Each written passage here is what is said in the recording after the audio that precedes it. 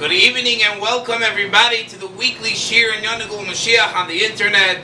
Thanks to you and your participation, the Shiur has grown to be the largest Shiur in Yonagul Moshiach given over in the English language in the entire world. Keep it up. Keep on spreading the word about the Shiur, but more important than that, about the importance of learning in Yonagul Moshiach. This week's Shiur is the 15th Shiur. The weekly Shiur that we've had, that we're giving over on the internet. The word 15 reminds us about the times of Moshiach, because on the night of the 15th of each month, the moon is full. Like Chazal say, Kima Sira Bashlemusa, the moon is full. The moon represents Knesset Yisrael. And every time the moon becomes full, that means the Yidden are in its full glory. And it says about Moshiach, then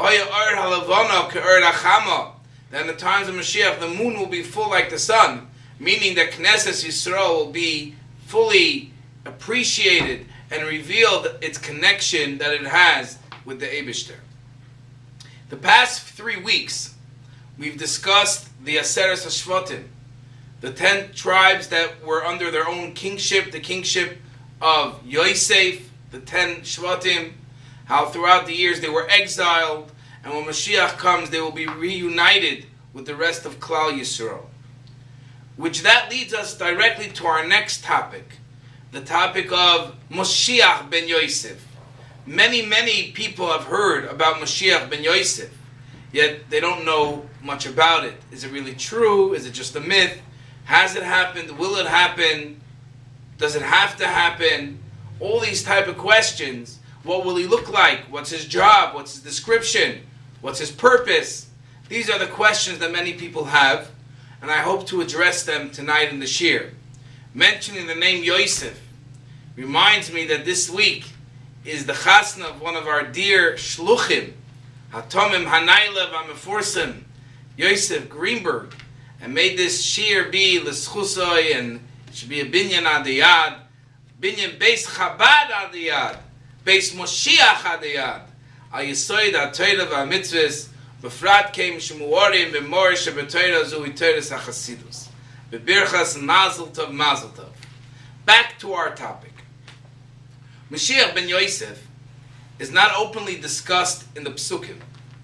There are different hints throughout the different parts of Tanakh, yet it's not b'mefurash in the different Psukim that speak about Moshiach. However, the Gemara and Sukkah quotes a pasuk in Zechariah.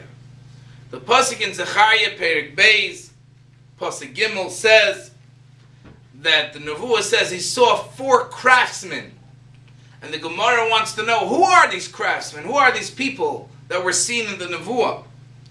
And the Gemara answers that it's referring to Eliyahu HaNavi,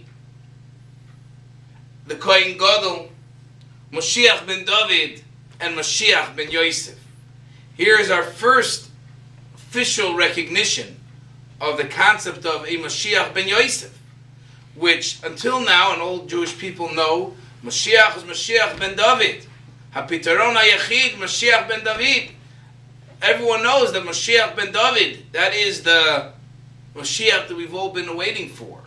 And yet the Gemara in Sukkah introduces us to a new person, Moshiach ben Yosef, which if you look in the Mefarshim and the Psukim, you actually have Mefarshim that say that it's merumez in the words of Rachel Imenu, that we know Rachel was very much connected with Geula, because she is buried in Beis Lechem to pray for the Yidden when they went into Golus, Rachel Mevakal B'Nehel.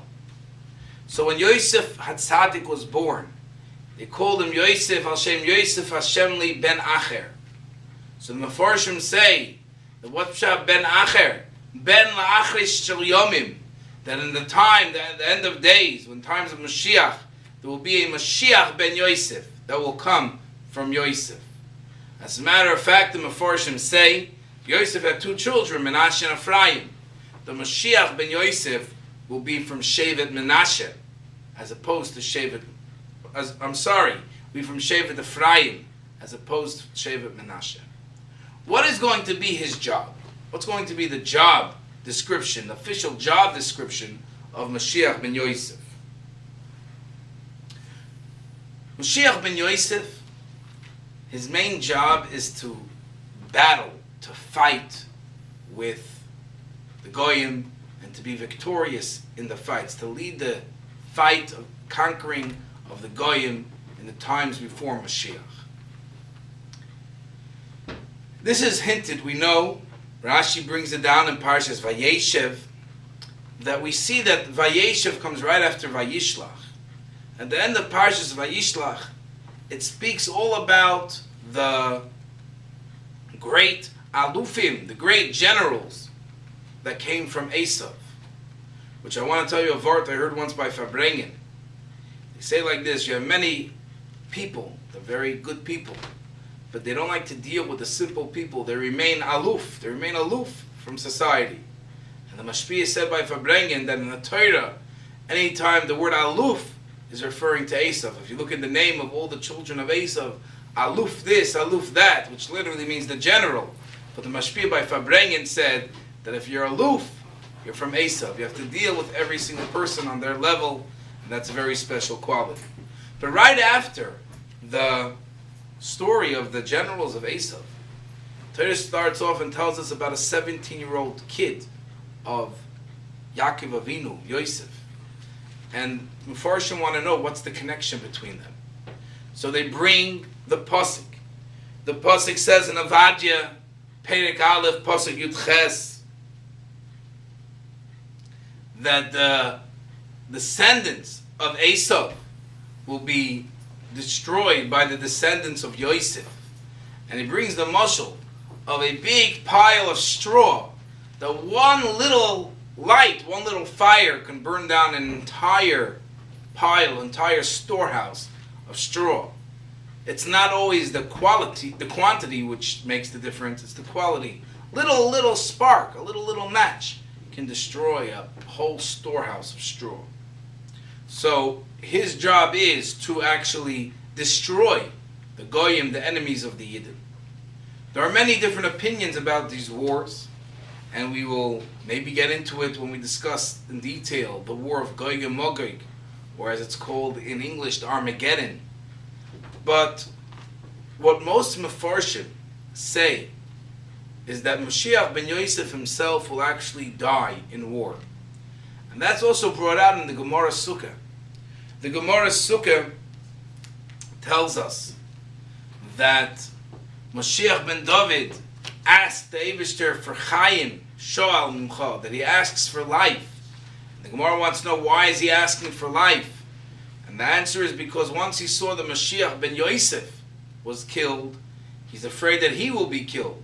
So Moshiach ben David asks for life, so that he can live Chaim Nitzchim, the everlasting life of Moshiach.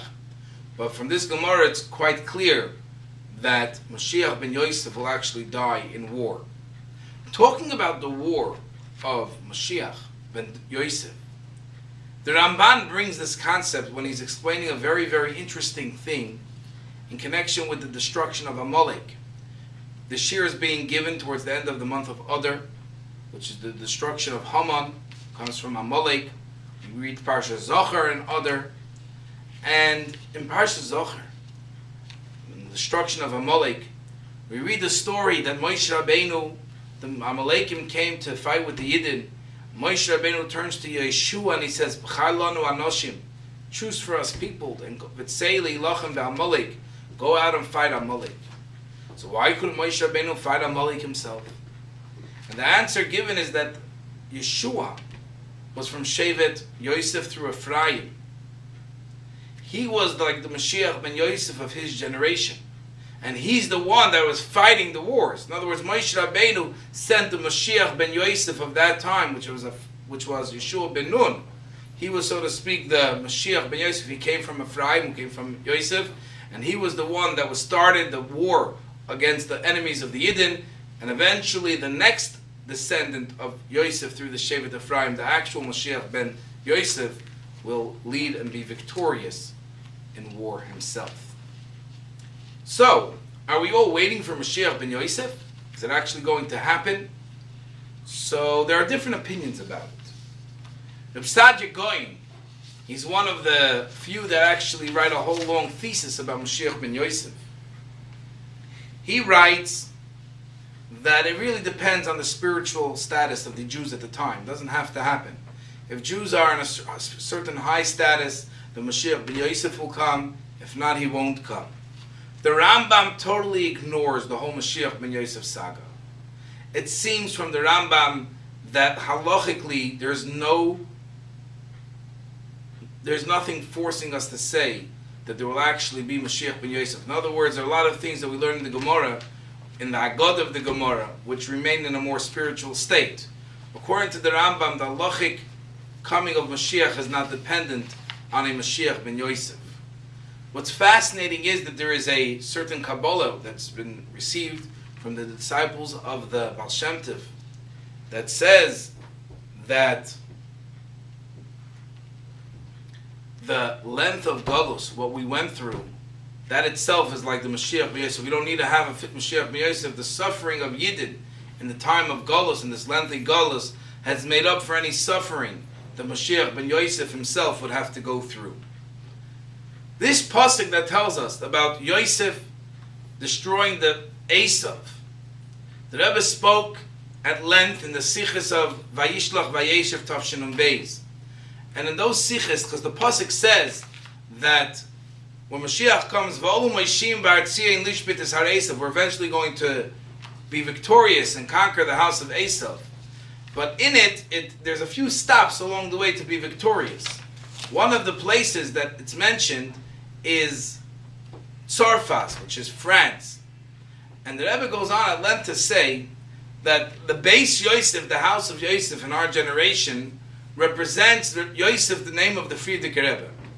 And he actually sent the house of Yosef, a descendant of Yosef, which is the Rebbe, to France. And the Rebbe goes through the history. The Alter Rebbe was afraid of France to the extent that he said he'd rather the cruel Russians win the war against the French, because the cruel Russians are better than the God-free French. Freedom not to serve God, but to be away from Hashem. And yet, in our generation, says the Rebbe, we see that France is a center for Yiddishkeit. And this year is also, obviously, Lilei Nishmas, the K'doshim, that were killed this week in France. Yehei Zichram Baruch. Hashem Yimkoim Domo. But the Rebbe says that, in general, France has been set up as a center for Yiddishkeit, center for spreading light of Kedusha. How did that happen? Throughout all the generations that Rabbeim worked, but especially the Rebbe spent time in France on a shlichus of the Frierdiker Rebbe to elevate France. Like the Rebbe told the shluchim before they went to France, that we plowed and we sowed and we toiled, and now it's time for you to get the fruits of our labor. This is what the Rebbe told the shluchim before they went to France. This is a very, very important shlichus.